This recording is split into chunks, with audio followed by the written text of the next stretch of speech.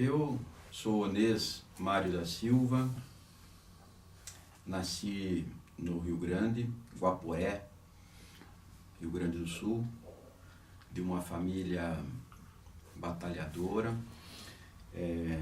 Todos os nossos irmãos, menos o Marcelo, que nasceu em Curitiba, todos os outros são do Rio Grande. O nosso pai começou muito jovem a trabalhar. Quando começou, era sapateiro. E depois, junto com isso, para ganhar mais dinheiro, ele aprendeu a tocar pandeiro e foi músico numa banda em Guaporé. E conheceu minha mãe, de pais italianos, muito rígidos. Logo que começaram a namorar, os avós não gostaram muito da ideia. Um músico, naquele tempo, não tinha exatamente o mesmo conceito que tem hoje. E aí os avós não deixavam. E, aliás, daí que vem o Onês, porque quando os meus avós pediram que não namorassem mais, eles passaram a se encontrar na igreja e namoravam de olhares na igreja, enquanto minha avó e minha mãe frequentavam com bastante intensidade a igreja católica lá em Guaporé. Depois de algumas vezes, e aí no final da missa eles se encontravam na praça, trocavam algumas ideias, mas a avó sempre estava por perto e o vô era radicalmente contra. Aí combinaram que iriam trocar correspondências, já que o vô não deixava eles namorar. As primeiras correspondências não foram respondidas. E um dia, na igreja, o pai perguntou para a mãe por que ela não estava respondendo as correspondências dele. E ela disse que não estava recebendo. Aí foram descobrir um pouco mais à frente que o nosso vô estava fazendo lá uma censura. E todas as cartas que chegavam com o nome de Zeno, ele não entregava para a mãe. Bolaram então que ele iria continuar fazendo as correspondências, mas agora com o nome dele invertido, Onês. E assim foi, ficaram namorando durante bastante tempo, trocando correspondências e se encontrando na missa. Depois de algum tempo decidiram casar, avisaram os pais e casaram. Quando veio o primeiro filho homem, naturalmente o nome estava decidido, era o Onês, que deu, de certa maneira, suporte ao casamento deles. E assim que nasceu esse nome, que é singular, eu não conheço outro Onês a não ser o meu filho. Enfim. E aí moraram em Guaporé durante algum tempo. Depois o nosso pai decidiu ir para Santa Catarina, foi morar em Xanxerê, e naturalmente nós fomos juntos, muito jovens, toda a família. Lá ficamos até 1964, quando nosso pai decidiu vir morar em Curitiba. Portanto, em 64 a família toda veio para Curitiba. E teve alguns problemas. Quando o pai decidiu vir para cá, ele não tinha recursos nenhum. E veio com o carro da família. Abriu uma loja de automóvel e o automóvel da loja era o do meu pai, o da família. Vendeu esse carro, comprou outro e assim foi. Construiu uma história muito interessante. O nosso pai foi sempre um grande empreendedor e teve uma loja de automóvel de bastante sucesso. O pai foi pioneiro. Em 1969 para 70, ele começou a fazer a comercialização de carros importados. Há muito tempo atrás. Naquela época não existia importação, não existia indústria de carros importados aqui. Tinha 3, 4 marcas, sei lá quantas. E o pai comprava carros importados, principalmente Mercedes, no consulado no Rio de Janeiro, e trazia para Curitiba e começou a comercializar exclusivamente carros importados. Ele se diferenciou de outras lojas de automóvel nisso. E nós fomos aprendendo com o nosso pai, nós estávamos sempre ali por perto. Nesta época, eu e meus irmãos já ajudávamos nosso pai na loja de automóvel, que começou na República Argentina e depois foi para 7 de setembro, esquina com Nunes Machado, num prédio que ainda existe lá, bem velhinho. E eu comecei ajudando o nosso pai na manutenção dos carros, lavar, polir, organizar o estacionamento da loja, e assim foi indo, e junto com o meu irmão Osmar. Nesta época o nosso irmão Marcelo ainda não era nascido e a nossa irmã só estudava. Depois o pai começou a trabalhar junto com a loja de automóvel, ele começou a trabalhar com imóveis. E a gente naturalmente continuou no negócio de automóveis e começamos a ajudar ele no imóveis também. Foi quando eu comecei a entrar mais ativamente no trabalho.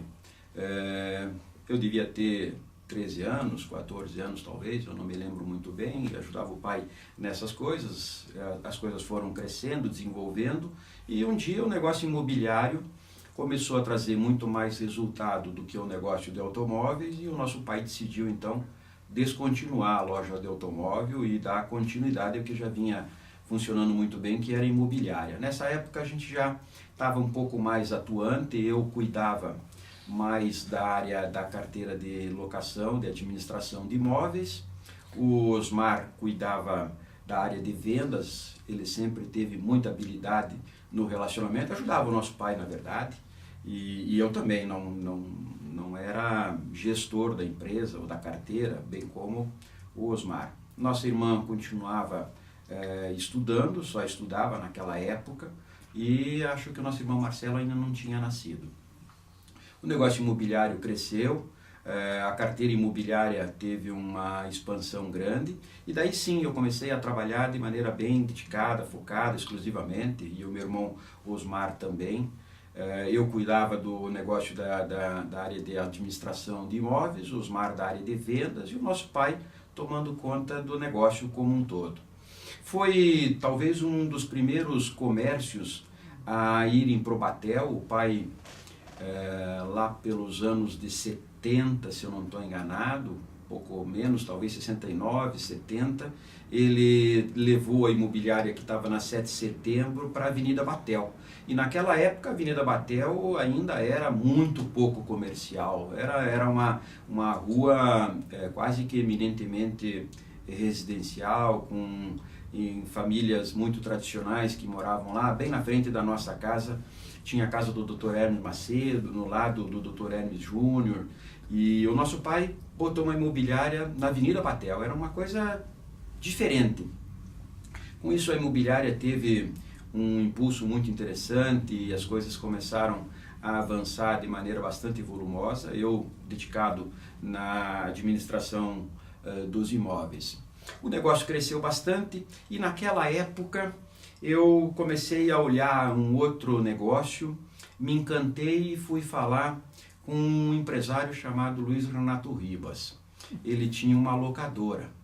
Na verdade, naquela época não se chamava de locadora, era videoclube. E tivemos uma primeira empatia ótima, tivemos ótimas conversas. O Renato pioneiro nesse negócio, e a gente tinha um ponto formidável e estava com uma ideia de querer fazer alguma coisa nós mesmos. E aí eu pedi naturalmente para o nosso pai para poder trabalhar nesse negócio. Ele me deu lá uma salinha e eu fiz um negócio com o Renato. Ele me emprestava as fitas e a gente alugava lá e fazia, e as coisas começaram a andar muito bem. Pouco tempo depois, o meu irmão Osmar, também gostando desse negócio, começou a olhar a parte de Betamax. Na época existia um videocassete chamado Betamax da Sony, e nós tínhamos então um videoclube VHS e um videoclube Betamax. E a imobiliária do pai tinha avançado muito bem. Nessa época ele fez uma sociedade com o Nelson Galvão e na área de administração de imóveis. E isso funcionou, aí o pai continuou como sociedade com o Nelson, eu cuidando mais focadamente do videoclube VHS, o Osmar mais do Beta, e as coisas evoluindo. Já tinha nascido o nosso irmão Marcelo, mas ele ainda não estava nesse dia a dia. Um pouco mais à frente, me lembro bem, e o negócio de videoclube cresceu, virou locadora, foi um belíssimo negócio naquela época, era um instrumento de lazer, de diversão, muito interessante, porque Curitiba sempre foi uma cidade fria, no inverno chuvoso, e aí uma boa diversão é assistir filmes, bons filmes. E a gente sempre tinha muitos lançamentos, sempre tinha filmes muito recentes. Naquela época era mais difícil, porque não existia uma indústria de duplicação, não existia regulação, porque era um negócio muito incipiente, muito novo. E tivemos que ir fazendo as coisas meio que no facão, no esforço físico, indo buscar filmes em São Paulo, enfim. E aí esse negócio evoluiu durante um bom tempo, tivemos um desempenho muito bom, acabamos tendo diferentes filiais do videoclube, e um dia conversando com o Osmar decidimos fazer alguma coisa a mais no vídeo. E me lembro que a ideia foi montar uma loja junto com a locadora na área de Betacam, Betamax. E aí compramos alguns equipamentos, alguns acessórios, e me lembro bem que compramos uma câmera, e naquela época era caríssimo, câmera de vídeo era um negócio singular, pouca gente tinha, custava muito caro, só tinha importada, não tinha nacional. Fizemos uma vitrine e colocamos esses acessórios lá, passou uma semana, passou um mês, passou 2 e nada de nós vender os acessórios. Um cabinho aqui, alguma coisa ali, uma capa de vídeo, mas a câmera, que era a coisa mais cara, nós não conseguíamos vender. Bom, vamos ter que fazer alguma coisa com essa câmera, porque precisamos ganhar dinheiro e a câmera está aqui, custou muito caro.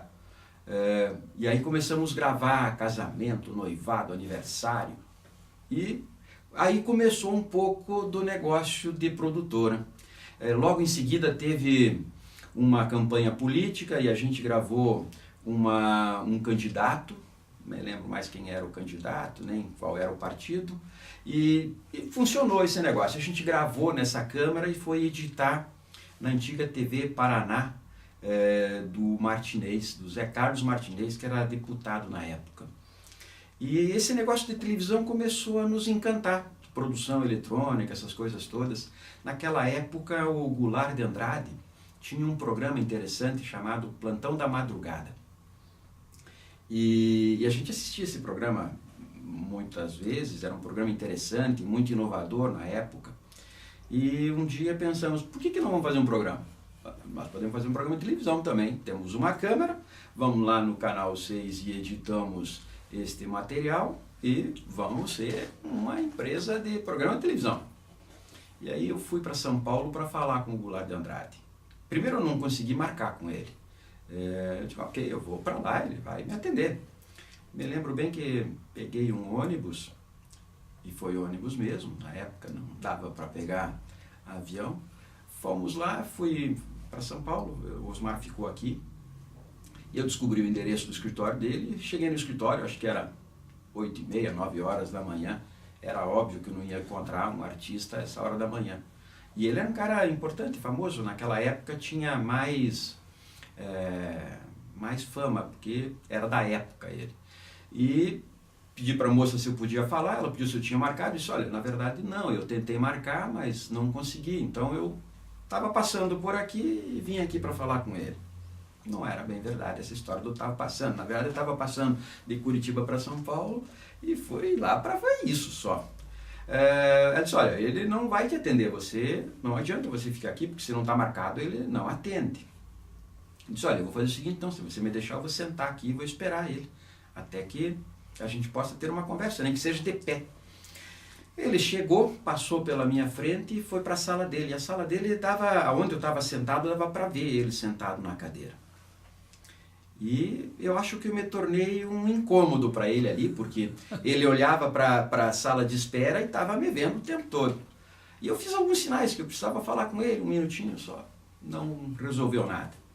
Era mais ou menos 1h e pouco, 2 horas da tarde, quando provavelmente ele estava muito incomodado com a minha presença, fez sinal, tipo, vem aqui que eu quero dispensar você de uma vez. Aí eu fui, disse que estava honrado em conhecer ele pessoalmente, que queria trocar uma ideia, porque eu queria fazer um negócio com ele. Nós queríamos fazer aqui em Curitiba um programa igual ao dele. E queríamos ele como parceiro, como sócio desse negócio. Muito arrojado, talvez demais. Ele disse, você está ficando louco? Aqui em São Paulo é muito difícil um programa como esse que eu faço. Você está pensando em fazer isso em Curitiba? Não tem o menor sentido. Isso não vai dar certo. Mas vamos tentar, me ajuda. Não teve a menor condição de convencer ele. Ok, então tá bom. Peguei um ônibus, voltei para Curitiba e disse, Osmar, não vai dar certo. Ele não quer fazer nada aqui em Curitiba, não tem programa. Passou algumas semanas, para que nós precisamos do Goulart? Nós podemos fazer nós mesmos.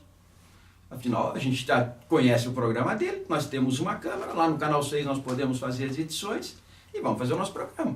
Mas quem que vai apresentar? Lá tem o Goulart, nós ia trazer ele para ficar aqui uma semana, gravava 1 ou 2 programas, voltava, enfim. Por que não você, Osmar? Você pode gravar esse programa.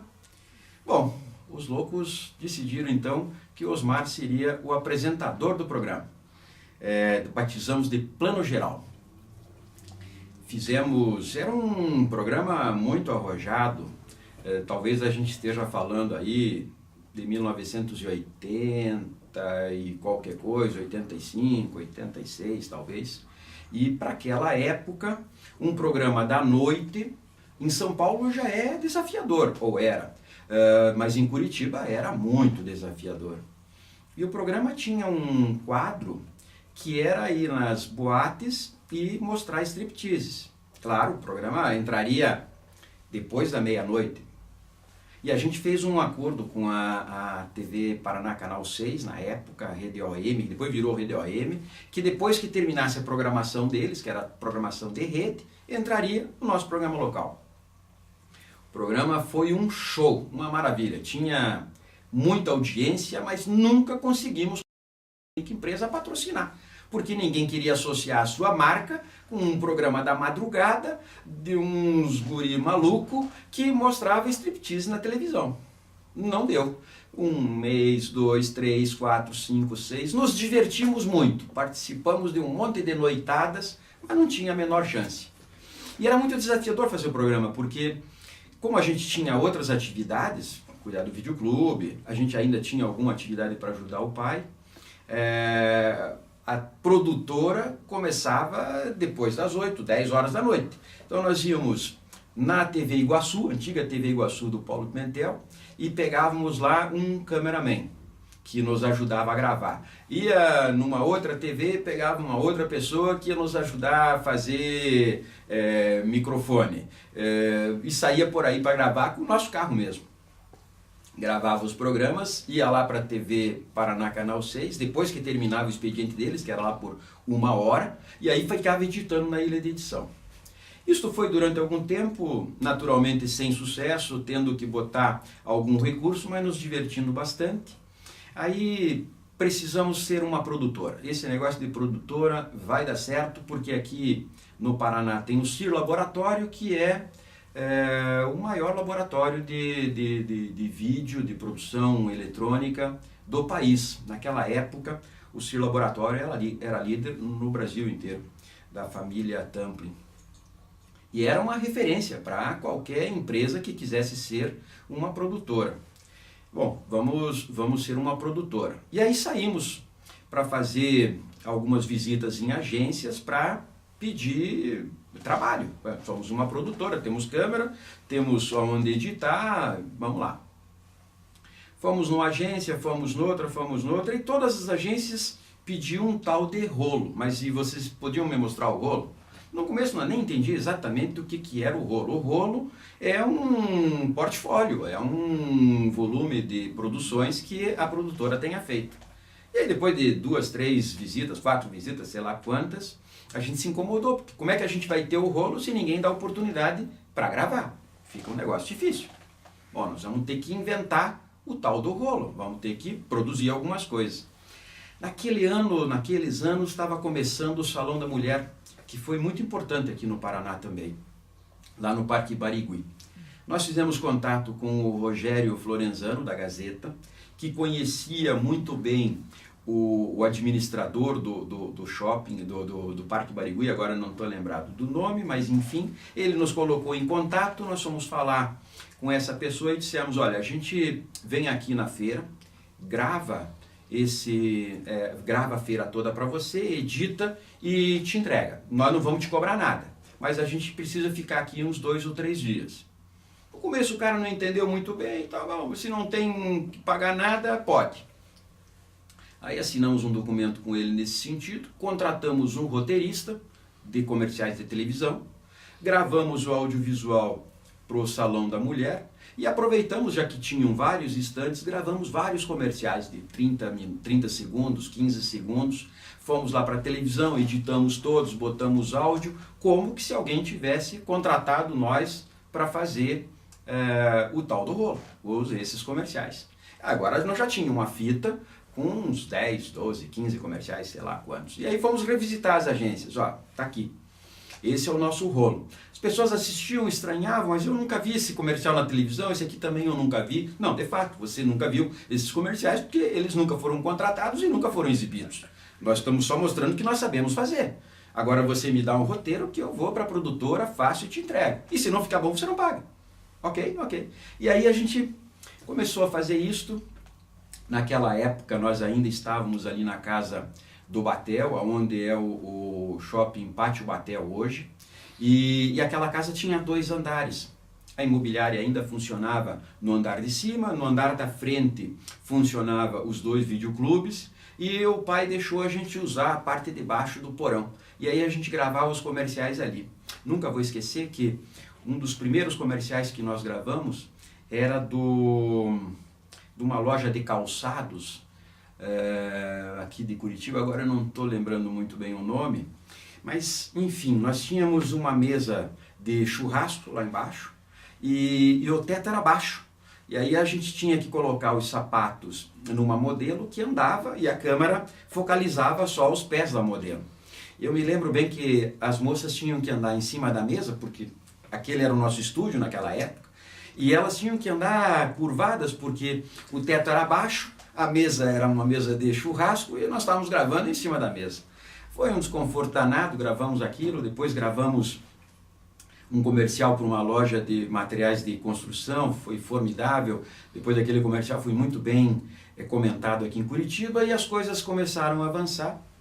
Me lembro também que logo no começo dessa atividade, pretensiosamente, eu e Osmar decidimos ir visitar o Percy Tamplin, do CIR Laboratório, porque era sempre a melhor referência que se tinha naquela época. Qualquer empresa que quisesse ser uma produtora de vídeo tinha que ir lá conversar com o Percy, ou pelo menos conhecer aquela maravilha. E fomos lá conversar.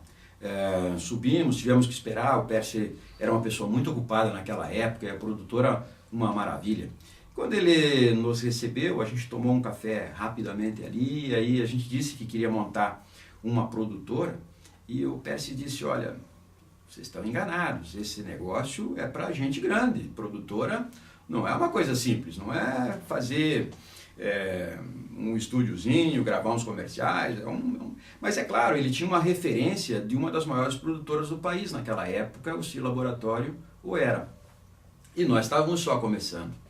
Então, enfim, não progrediu muito essa conversa, mas a gente foi se apresentar pretensiosamente como um colega de área dele, enfim, alguém que está no mesmo mercado, e fomos buscar as nossas coisas. Tivemos as mesmas dificuldades que todo empresário tem para começar, e tivemos muita sorte. Deus nos ajudou muito, porque o Osmar tinha trabalhado, quando mais jovem, na Hermes Macedo, que fez bons contatos lá, teve relacionamentos muito bons. Para nossa sorte, o Dr. Hermes Macedo morava na nossa frente e o Dr. Hermes Júnior na casa do lado. E a gente comentou uma vez com o Dr. Hermes que a gente tinha uma produtora que gravava comerciais e tal. A gente não especificou exatamente o tamanho que era essa produtora, mas enfim, era uma produtora, gravava comerciais. E aí ele nos colocou em contato com a pessoa responsável lá na Hermes Macedo, e naquela época a Hermes Macedo era o maior magazine do Brasil, costumamos dizer que era do Rio Grande ao Grande Rio, Eram várias lojas, dezenas, talvez centenas de lojas espalhadas em vários estados, era gigantesca. Portanto, o volume de produção deles também era muito grande. E aí nós começamos a fazer os comerciais de oferta da Aeromacedo. Nos tornamos muito especialistas em produção em grande quantidade, com qualidade, com velocidade muito grande. Começamos a pegar também os comerciais mais importantes deles, não só os comerciais de ofertas, começamos a fazer o que se chama de cabeça de oferta, que é o vídeo mais institucional. Isto foi nos levando para outros patamares, naturalmente aquela câmera já não servia mais.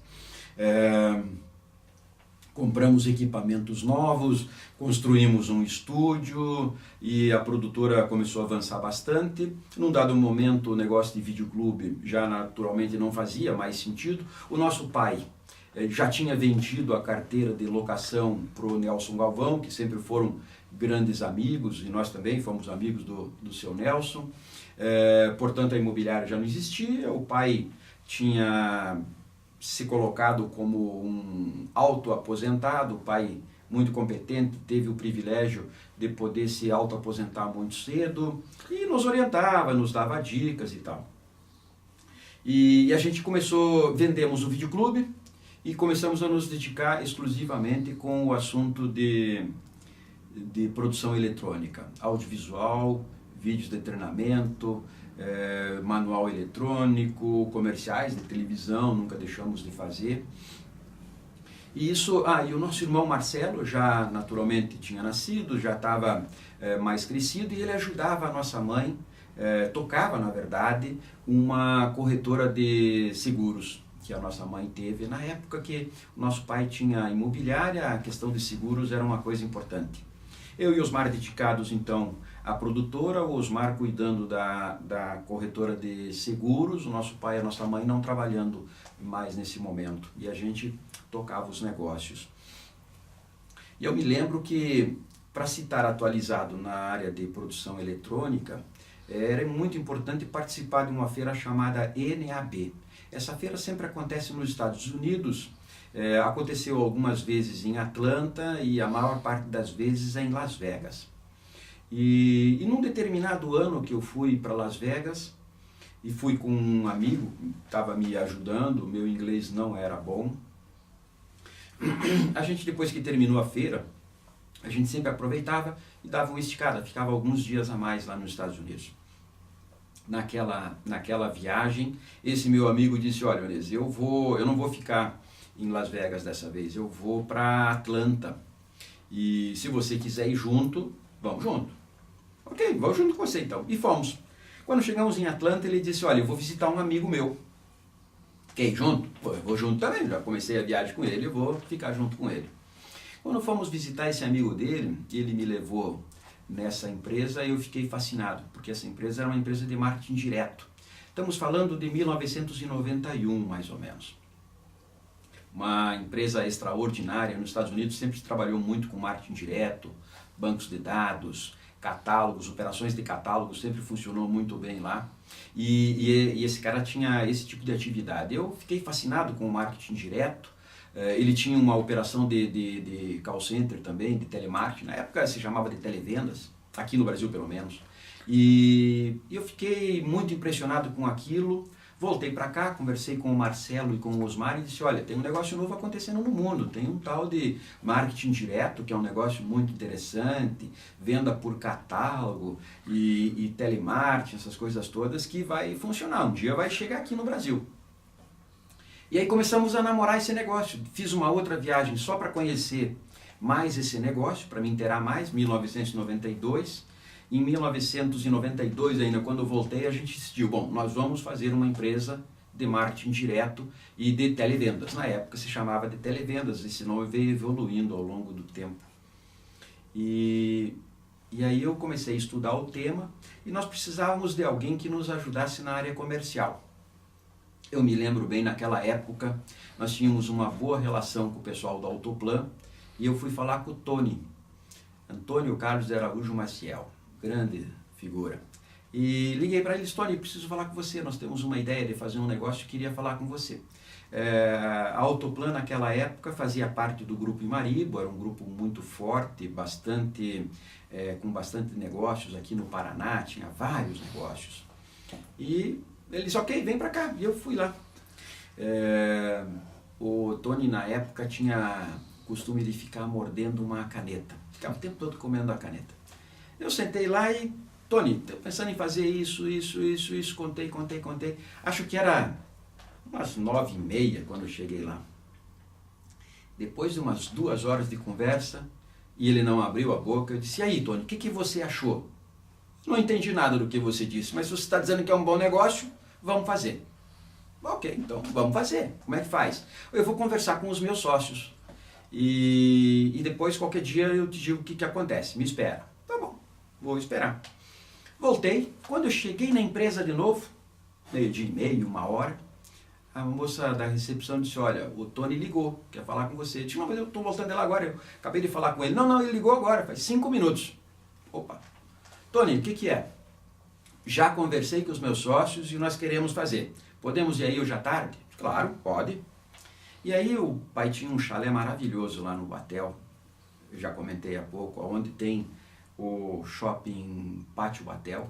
Era uma área maravilhosa, extraordinária ali, cheia de árvores e tal. E o pai tinha o que ele chamava de chalé. Era um escritório maravilhoso, perto de árvores, com água corrente e tal.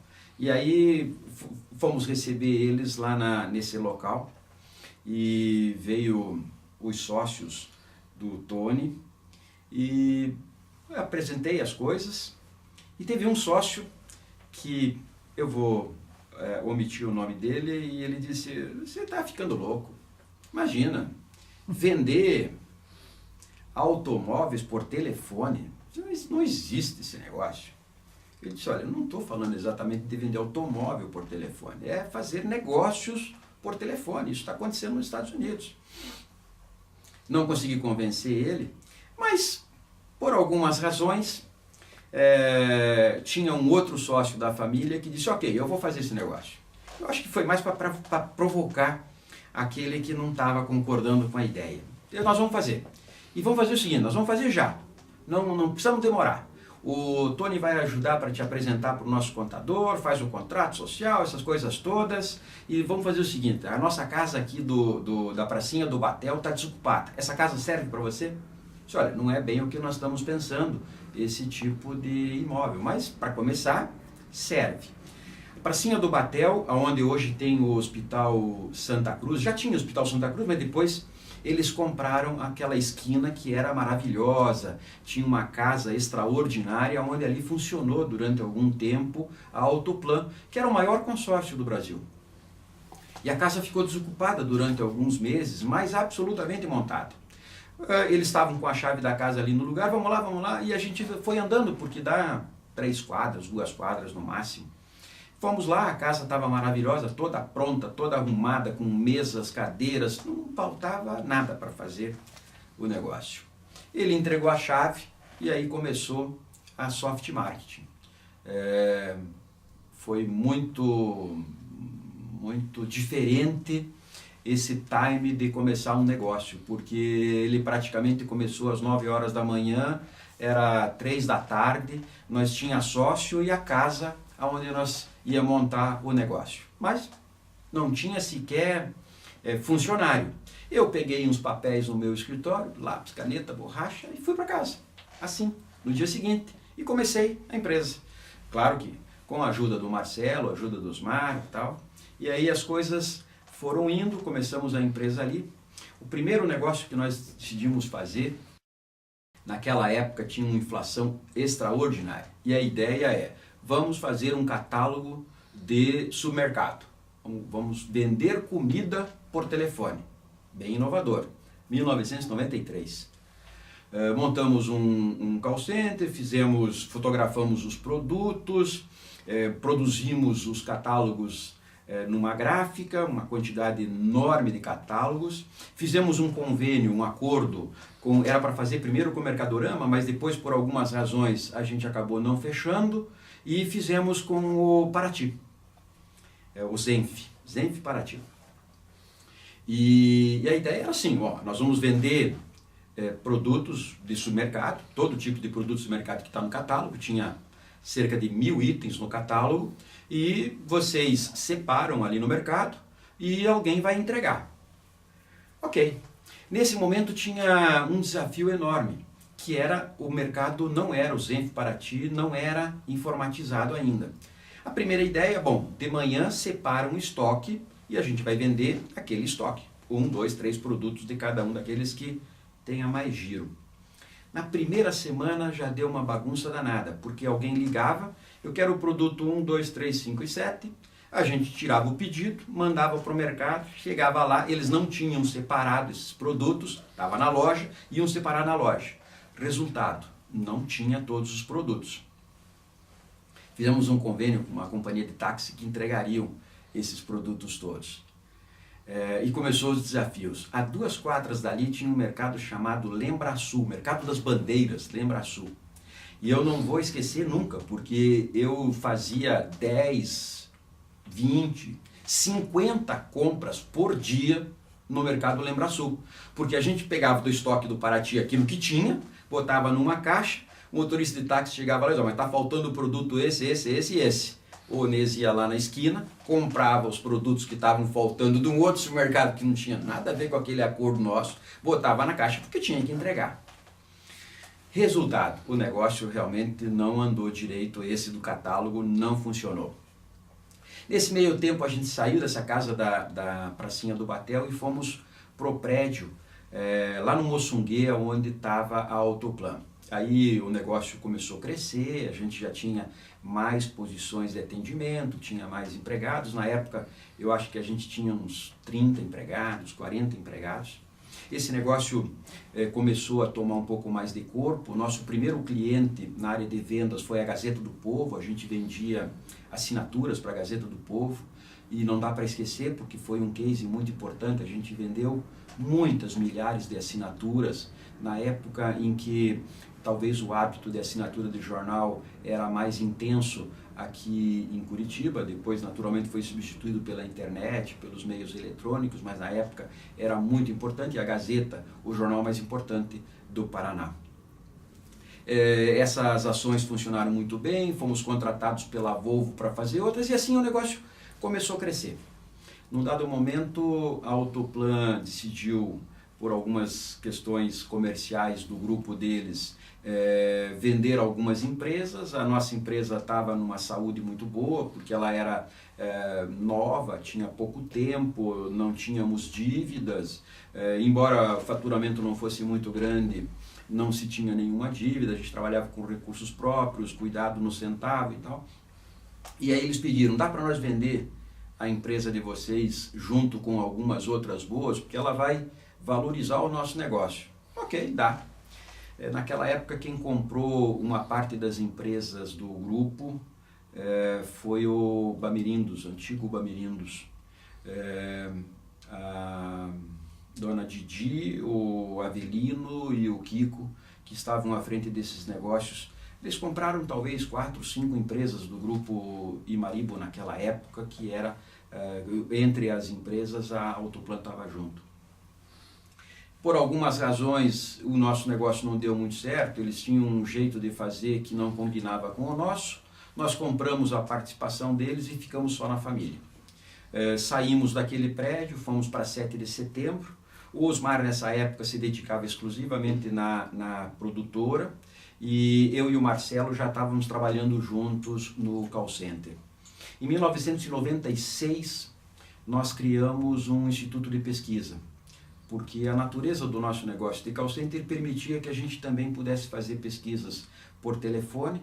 Esse negócio se desenvolveu muito bem, ele funciona até hoje, nós temos um instituto de pesquisa até hoje, e o call center continuou progredindo, continuou aumentando. A gente ficou na 7 de setembro durante uns 7, 8 anos talvez. O negócio cresceu bastante, fomos aonde nós estamos hoje, que é no Portão. Essa empresa hoje tem 23 anos, mais de 2.000 empregados, atuamos no Brasil inteiro, em várias cidades, vários estados, temos muitos clientes muito importantes, mas o mais importante talvez seja a geração de emprego, é cumprir com a finalidade social da empresa e fazer com que a gente consiga desenvolver pessoas, porque nessa área de call center tem desafios muito grandes. O tipo de funcionário que a gente precisa normalmente são jovens, primeiro emprego e sem muita capacitação, então a gente tem que investir pesadamente em capacitação para desenvolver essas pessoas. E quando eles estão num bom nível de desenvolvimento, de capacitação, eles acabam indo para outras oportunidades melhores, que remuneram melhor. Então é um desafio, além de ter uma atividade muito intensa, tem ainda esse desafio de trabalhar com muitos recursos humanos. A base do nosso negócio é gente, é recursos humanos. Nesse meio tempo, a gente começou um negócio no Paraguai também, um call center. Inicialmente ele estava na cidade do Leste, depois por algumas razões a gente transferiu para Assunção, onde funciona até hoje. Portanto, nós temos uma operação aqui em Curitiba e uma operação no Paraguai. Nesse meio tempo, abrimos uma outra empresa chamada SGG International, uma empresa que funciona em Miami, e lá quem toma conta desse negócio é o meu filho Zeno, um outro sócio nosso que é o Antônio. Essa empresa tem como finalidade fazer trading do nosso negócio de call center. Lá eles vendem pesquisa e lá nós atuamos num ramo de negócios que nós não estamos atuando aqui no Brasil, que é o live marketing. São todas as atividades não ligadas ao comunicação advertising, propaganda de televisão, jornal, revista, não é isto. Nosso negócio é diferente, principalmente na área de eventos corporativos. Eu, há 2 anos, quando a empresa completou 20 anos, eu saí da frente da empresa e o meu irmão Marcelo, que é um campeão, toca os negócios de maneira maravilhosa, nos acompanha desde o começo, é um tremendo lutador. Então ele toca hoje o call center, naquela loucura do dia a dia, extremamente intenso. O Osmar toca a produtora, e o meu filho Zeno toca a nossa empresa lá em Miami, e o outro filho Júnior, o Nes Júnior, que está recém-formado agora em administração, está me ajudando em alguns projetos novos que nós estamos desenvolvendo. O sangue de empreendedor é isto: quando ele decide que vai parar, ele trabalha mais do que quando estava na ativa. Eu tinha decidido há 2 anos e meio que não iria mais trabalhar, eu ia aproveitar um pouco do que a gente fez e iria tentar ajudar naquilo que fosse possível lá na produtora, ou no Instituto de Pesquisa, ou no call center, ou Zeno lá, mas ia só ser um conselheiro, um palpitante. Não foi assim. Eu acabei me envolvendo em outros projetos, estou trabalhando mais do que trabalhava antes e tem sido bastante recompensador, porque eu estou conhecendo pessoas extraordinárias, estou tendo que estou tendo que estudar de novo, estou tendo que voltar a fazer o que eu fazia quando tinha 18, 19, 30, 40, 50, e tem sido tão intenso ou mais intenso do que antes. E essa, em linhas gerais, é o Onês, que saiu lá de Guaporé, foi para Santa Catarina, Xanxerê, depois para Curitiba. Me formei em administração. Não foi fácil, porque na época a gente tinha que trabalhar. O nosso pai sempre teve uma maneira de educar muito própria dele. O pai sempre achou assim: eu vou te dar educação, vou te dar o básico e você se vira. E ele nos fez pessoas que tiveram que buscar o seu resultado sozinhos. O pai nunca deu moleza para nós. Isso é ótimo, porque a gente teve que buscar os resultados. Nós nunca tivemos alguma coisa que assim, tá aqui a empresa, pega e toca, tá aqui um capital, faz o teu negócio. A gente foi fazendo um real, na época era cruzeiro, se eu não me engano, mas um cruzeiro atrás do outro, até chegar aqui nos reais. Isso nos dá muita alegria, porque a gente conseguiu fazer alguma coisa. Temos que aprender todos os dias, temos que desenvolver todos os dias, mas hoje acho que a gente já conseguiu um nível de experiências que dá para passar, seja para os nossos sócios, nós temos outros sócios em outras atividades, seja para os nossos funcionários, seja para os nossos irmãos, e a gente compartilha muito nossos conhecimentos, nossas experiências, o sofrimento mesmo, porque o Brasil é um país muito desafiador, ele faz com que o empresário tenha que ser extremamente competente. Viver num país que tem uma legislação complexa, que tem muitas mudanças, que tem grandes adversidades, que não é um país rico, mas que tem um potencial natural extraordinário e que está se colocando agora no cenário globalizado, é extremamente desafiador. Nós que temos negócios nos Estados Unidos e no Paraguai, podemos comparar hoje esses 3 países e posso afirmar categoricamente, de longe, muito de longe, é mais difícil fazer negócios aqui no Brasil do que no Paraguai. Sem nenhum demérito ao Paraguai, mas é um país menor, de uma economia muito menor. O Paraguai é tamanho do Paraná, mais ou menos. Mas é muito mais fácil fazer negócios lá do que aqui. Então, para ser empresário no Brasil, tem que ter muita dedicação, muita perseverança e trabalhar para o resto da vida, porque senão acaba não conseguindo.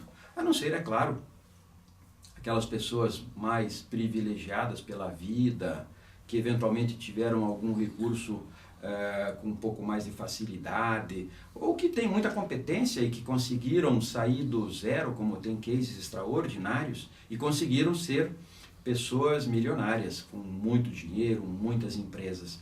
Mas alguém que sai de uma família sem nenhum recurso, que começa sem financiamento e que tem que fazer isso no dia a dia, não é fácil. Mas é uma experiência interessante. Eu não me arrependo de nada do que fiz.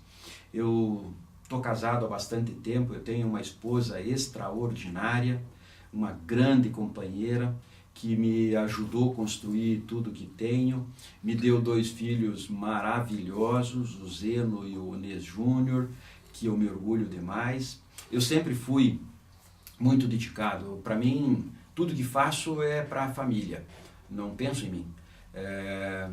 Eu acho que é um pouco da missão do líder da família, do chefe, dar o máximo que se pode dar.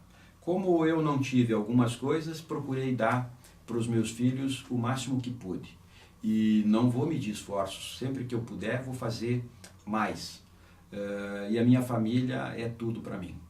Meus irmãos, Osmar, Marcelo, a Mara, minha esposa, a Kátia, o Zeno, o Onês Júnior, são os motivos da minha vida. Nosso pai, infelizmente, depois de uma longa jornada de vida, teve um AVC e está nesse momento há 1 ano e 9 meses de cama, imobilizado completamente, mas ele também tem uma página importante na nossa vida, na história dos filhos, porque ele nos deu essa determinação, essa garra, essa certeza de que mesmo sem nada, querendo e com Jesus, a gente chega lá. Mas essa história tem origem, tem uma estrutura muito importante. O seu Francisco e a dona Laura, meus avós por parte de pai, o seu Arcângelo e a dona Clare, meus avós por parte de mãe, meu pai Zeno e minha mãe Laci, que foram muito batalhadores, que tiveram enormes dificuldades na vida, porque a origem de nossos avós sempre foi muito humilde, portanto eles não vieram de berço de ouro e tiveram que construir o que conseguiram construir ao longo da vida. Daí nosso pai e nossa mãe geraram 4 filhos, a Mara, minha irmã, mulher querida, uma pessoa extraordinária, que construiu a família dela, casada com o Gilles, com filhos extraordinários, o Bruno e a Patrícia, que têm netos extraordinários também, que divertem toda a família, e a Mara é uma vovózona que está o tempo todo cuidando ao redor dos netos.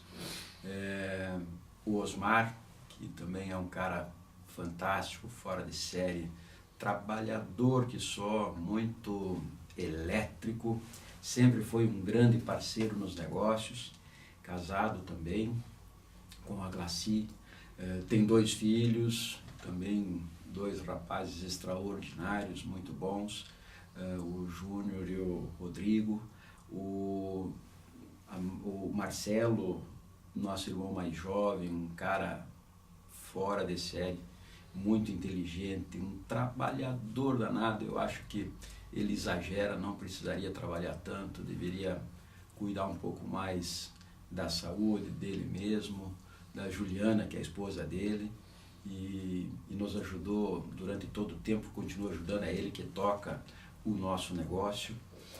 A minha esposa, a Kátia, que me ajudou a construir todas as coisas que fiz, que sempre foi uma grande parceira e que deu a maior contribuição de todas quando gerou os meus 2 filhos, o Zeno e o Onês Júnior, que são 2 rapazes extraordinários, que me ajudam bastante, que estão sempre próximos, sempre junto, estudiosos, com experiências extraordinárias. Os 2 moraram há algum tempo nos Estados Unidos. Hoje o Zeno mora lá definitivo, ele toca o nosso negócio lá. Me deu uma alegria enorme, casado com a Nicole, que agora me deu a primeira neta, a Lorenza. É a neta mais bonita do mundo, não tenho nenhuma dúvida. Pode ter alguma que é igual, mas mais bonita do que ela não existe. E eu sou um homem abençoado. Deus e Jesus sempre me protegeram muito, me dando essas pessoas perto de mim, que são os maiores patrimônios que eu tenho, sem nenhuma dúvida. E o privilégio de poder continuar fazendo amigos, conhecendo pessoas, estudando, desenvolvendo, gerando emprego e dando alguma contribuição para que a sociedade, a economia continue funcionando bem. É isso aí.